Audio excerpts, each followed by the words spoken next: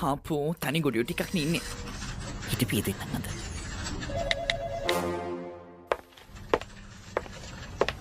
Hi darling. අනේ නෑ බබා ලාස්ට් වීක් එකේ එන්න බැරුව ගියේ. අපේ ග්‍රැනි ඉන්නේ. ග්‍රැනිගේ 95th බර්ත්ඩේ එකට අපේ ඩඩා උඩුගුවනේ ඉඳලා හැලියකකින් රෝසස් එක් බිලියන 48,538ක් රෝසස් උඩුගුවනේ ඉඳලා බිමට පතිත කෙරුවා.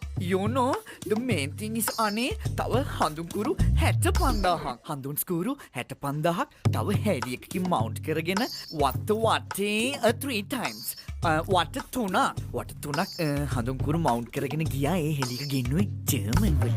ඔව් දන්නවද කොහෙන්ද හම්බුනේ කියලා? අර ෆස්ට් ඔෆිසර්නේ. නිදාගත්තේ නෑ අනේ පිස්සුද? මං නිදාගන්නද පයිලට්ලත් එක්ක?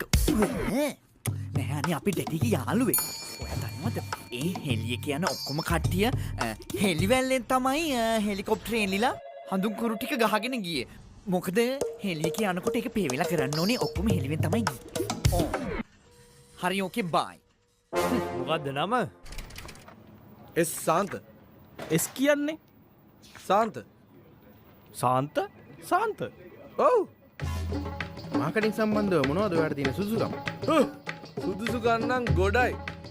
හැබැයි මාකටිං වලට සම්බන්ධ නැහැ. මේ පෑන මට විකුණලා පෙන්නන්න. මස්සිනා මුලින්ම පෑනක් කියන්නේ මොකද්ද කියලා දැනගනින් බං.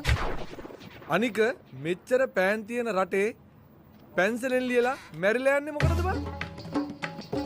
මෙන්න පෑන. මෙන්න වඩේ ගෙඩිය. Hi, Rotiana. Yeah, it's me, babe. Yeah, Maserati cake එකද? මං හිතන්නේ darling ඒක මගේ diamond සල්ලපේ handbag එකේ මං දාලාවද කොහෙද? But let me check. Oh, yeah. Oh, we are not into that business right now. Yes, darling. Tea state එක week අපේ daddy. ඒක හන්ද නොටේ තියෙන්නේ. Tea state එක week මොකද?